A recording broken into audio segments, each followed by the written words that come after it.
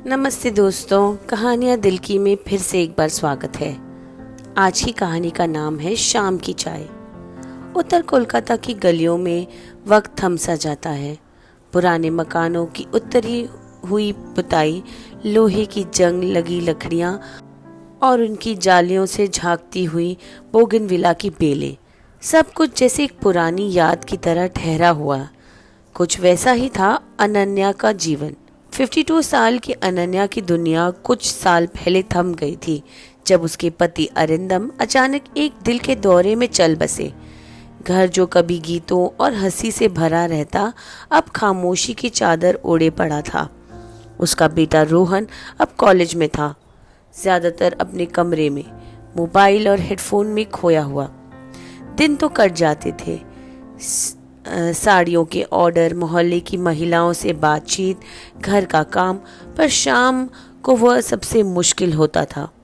वो चाय की प्याली जिसे कभी 2 के लिए बनाती थी, अब बस उसके लिए ही उबलती थी, और उस एक प्याली में हर रोज उसका अकेलापन घुलता रहता।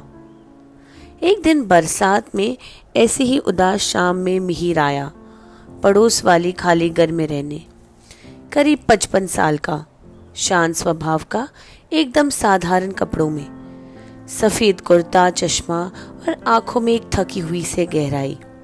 वह ज्यादा नहीं बोलता था, बस चुपचाप स्ट्रीट डॉग्स को खाना देता, पौधों को पानी डालता और कभी कभी पुरानी किताबें लेकर आ जाता। अनन्या ने उसे हफ्तों बाद बस देखा, पर बात पहली बार तब हुई जब भारी कपड़ों का ट्रंक ऊपर खींच रही थी। मैं मदद कर दूं? मिहिर ने कहा। अनन्या थोड़ा झिझकते हुए, नहीं, मैं कर लूंगी। मिहिर मुस्कुराते हुए, मजबूत औरतें अक्सर भूल जाती हैं कि उन्हें हर काम अकेले नहीं करना होता। वो बात फ्लर्ट की नहीं थी, सिर्फ सच्ची थी। इसके बाद छोटी छोटी बातचीत शुरू हो गई, कभी बारिश पर, कभी किताबों पर, कभी कोलकाता की बदलती सड़कों पर। मिहिर एक सेवानिवृत्त संपादक था, दिल्ली से हाल ही आया था। उसकी पत्नी अब नहीं थी, बच्चे भी नहीं थे, उसका परिवार बस अब किताबें ही थी।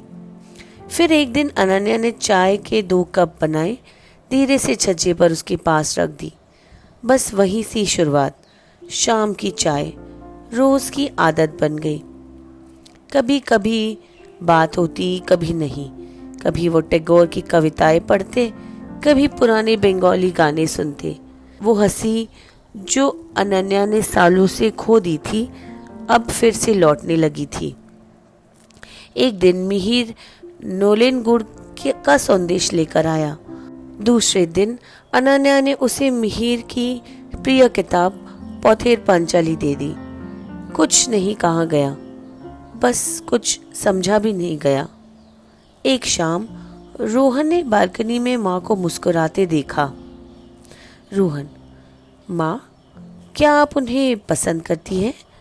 अनन्या ने चुपचाप उसकी ओर देखा, जवाब सीधा नहीं दिया, बस इतना कहा, वो शामें आसान बना देते हैं। रोहन ने सर हिलाया, ये काफी था। समय बीतता गया, चाय की प्यालियां भरी जाती रही, और एक दिन जब ढलती धूप छतों पर उतर रही थी, मिहिर ने धीरे से कहा, मैंने नहीं सोचा था कि फिर मैं कभी ऐसा महसूस करूंगा।